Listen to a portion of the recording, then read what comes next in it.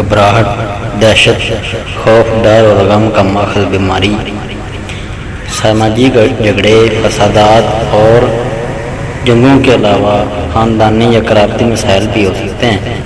इनमें से अक्सर जब वक़ूअ पज़ीर होते हैं तो फ़र्द के जिस्म पर रद्द-ए-अमल किसी भी सूरत में ज़ाहिर होता है। जैसे कि दरवाज़े पर पुलिस आ जाए तो वो घबराहट का शिकार हो जाएगा। डर और घबराहट के दरमियान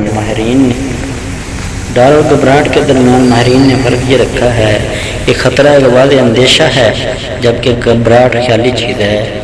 ये मुतवक्का ख़तरात का रद्द-ए-अमल है। हर ख़तरे का रद्द-ए-अमल मुख्तलिफ होता है। किसी जगह फ़रार की ज़रूरत होती है, किसी जगह भाग जाने के लिए रोना धोना और बेहोश हो जाना काफ़ी होता है। इस किस्म के हालात जब किसी मुसलमान पेश आएँ तो कुरान ये फरमाता है, खुशखबरी है उन सब्र करने वालों के लिए जिनको जब कोई मुसीबत आती है तो वो कहते हैं कि हमारे पास जो कुछ भी है वो अल्लाह का दिया है और हमने इसकी जानब लौट जाना है। उन पर अल्लाह की तरफ से नामात और रहमत नाज़िल होती है और यही वो लोग हैं जो हिदायत याफ्ता हैं। इससे पहले भी आयात में फरमाया गया है कि हम तुमको नुकसान, मालो ज़र, डर और खौफ के ज़रिए आजमाइश में डालकर इस्तिकामत और यकीन का इम्तिहान लेते हैं, और जो ऐसी तकलीफ के बावजूद साबित कदम रहेंगे इनको बेहतरीन सिला मिलेगा।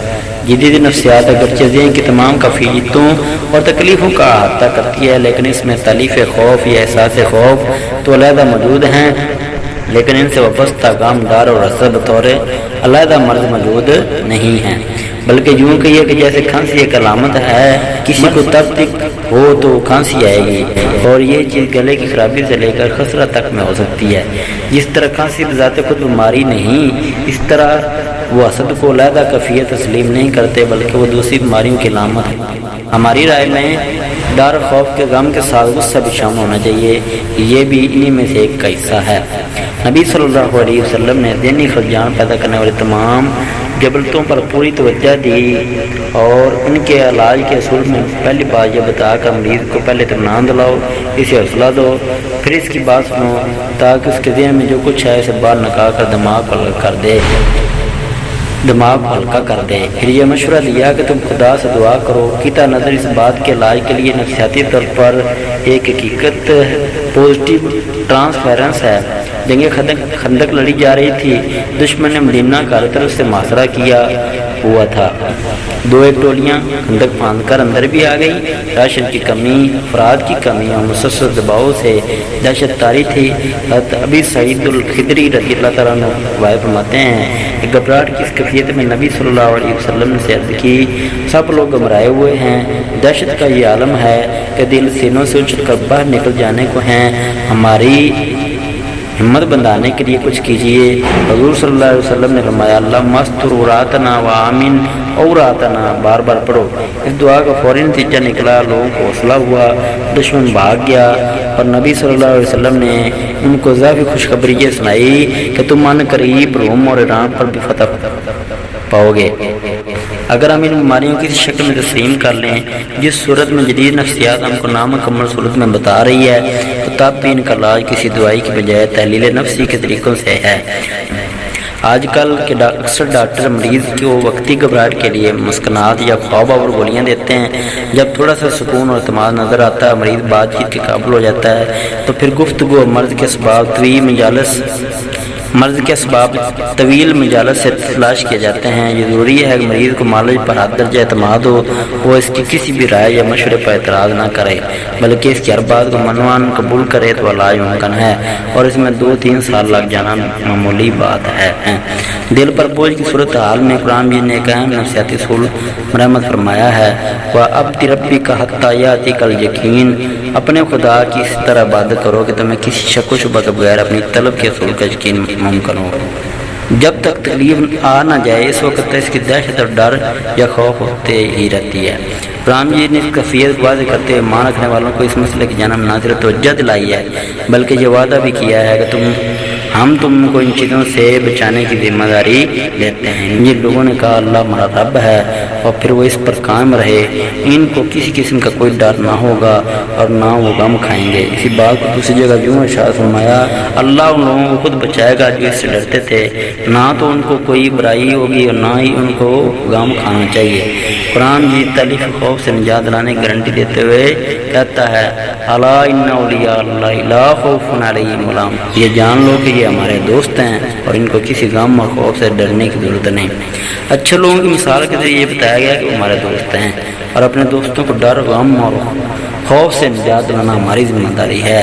دوسرے الفاظ میں ہم یوں کہہ سکتے ہیں کہ جب تم ہمارے دوست بن جاؤ، ڈر اور غم سے نجات دلانا ہماری ذمہ داری ہے۔ اور دوست بننے کی ترکیب یہ ہے کہ اللہ کا دوست بن کر خوف سے بچنے کی گارنٹی حاصل کرنے کی شرائط کا ذکر ابتدائی صورتوں میں وضاحت سے ملتا ہے۔ ان الذین آمنوا وعملوا الصالحات وأقاموا الصلاة وآتوا الزکاة لهم أجرهم عند ربهم ولا خوف علیہم ولا هم یحزنون، وہ لوگ جو ایمان لائے، انہوں نے اچھے کام کیے، نماز پڑھی، زکوٰۃ دی، تو اللہ طرف سے عمدہ صلہ ان کو ملے گا، نہ ہی ان کے لیے ڈرنے کی کوئی بات ہوگی اور نہ ہی ان کو کبھی ڈرنے کی ضرورت ہوگی۔ اس آیت سے پہلے دو مقامات پر بتایا گیا ہے، جو اپنا مال خدا کے راستے میں غریبوں، مسکینوں اور حاجت مندوں کو دیتے ہیں، ان اعمال کا صلہ اللہ ان کو اچھا دے گا اور آئندہ کے لیے انہیں کسی قسم کا کوئی خوف زندگی میں نہ ہوگا۔ من تابع ہدایا فلا خوف علیہم ولا هم یحزنون، جو ہماری ہدایت کی پیروی کرے گا نہ تو کسی قسم کا خوف لاگ اور نہ ہی وہ کوئی غم کرے گا۔ قریش کو اللہ نے اپنی قدرت اور عنایت دلاتے ہوئے فرمایا، فَلْيَعْبُدُوا رَبَّ هَذَا الْبَيْتِ الَّذِي أَطْعَمَهُم مِّن جُوعٍ وَآمَنَهُم مِّن خَوْفٍ، اس گھر کے رب کی عبادت کرو، اور یہ وہ رب ہے جو تمہیں بھوک لگنے پر کھانا دیتا ہے اور خوف سے نجات دیتا ہے۔ ڈر، خوف اور غم سے نجات دلوانے کا وعدہ قرآن جی نے 40 سے زیادہ مقامات پر کیا ہے۔ پھر وہ مثال دے کر بتاتا ہے کہ لوگ جب اپنے مسائل ہمارے پاس لاتے ہیں یا اپنی مصیبت سے نجات پانے کے لیے ہماری طرف دیکھتے ہیں، جیسے کہ حضرت موسیٰ علیہ السلام کا بچپن، آن موسیٰ کی ماں کو مطلع کیا، تم اپنے نوزائیدہ بچے کو بے فکر ہو کر دریا میں ڈال دو، اس سلسلے میں تمہیں کسی خوف یا دہشت کی ضرورت نہیں، ہم یہ بچہ نہ صرف کہ تمہیں واپس دیں گے بلکہ اپنے رشتے مقرر کر دیں گے۔ یہ خطرناک دور تھا جب فرعون پیدا ہونے والے لڑکے کو قتل کر دیتا تھا، کیونکہ نجومیوں نے اسے بتایا تھا کہ وہ لڑکا ان قریب پیدا ہونے والا ہے جو تم کو قتل کر دے گا۔ اس نے بچاؤ کی ترکیب یہ سوچی کہ ہر پیدا ہونے والے بچے کو قتل کر دیا جائے۔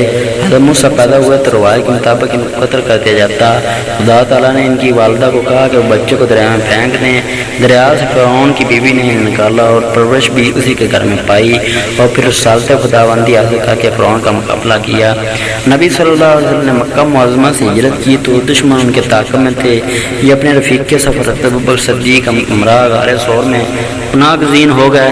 تعاقب کرنے والے وہاں بھی آ گئے، ساتھ ہی کو ان کی آمد سے دہشت ہوئی کہ اب تو زندہ نہیں چھوڑیں گے۔ اس واقعے کو قرآن جن میں یوں بیان کیا گیا ہے کہ اگر تم رسول کی مدد نہ کرو گے تو اللہ خود مدد کرے گا۔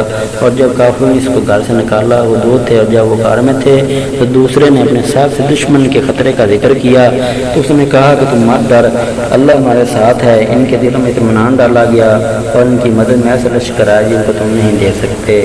اور یاد رکھو کافروں کی بات دب جائے گی اور اللہ کی بات پر بلند ہوگی، کیونکہ وہ غالب اور حکمت والا ہے۔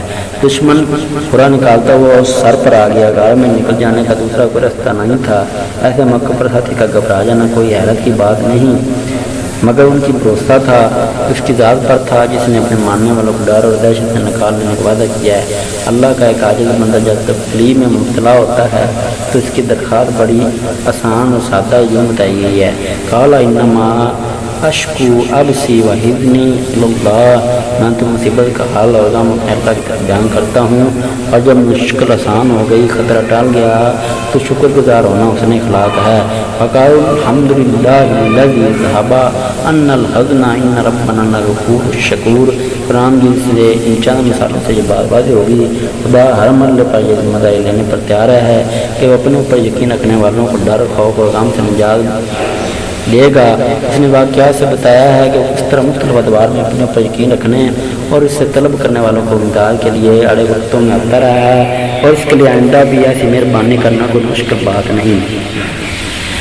قرآن جی کا مطالعہ ہمیں یہ نفسیاتی بتاتا ہے کہ تالیف کہ تحلیف خوف اور ڈر سے بچنے کا بہترین طریقہ تحلیل نفس ہی نہیں بلکہ خدا سے مدد طلب کرنا ہے، اور یہ مدد یقیناً میسر ہوگی کیونکہ وہ پکارنے والوں کی سنتا اور شارت سے زیادہ قریب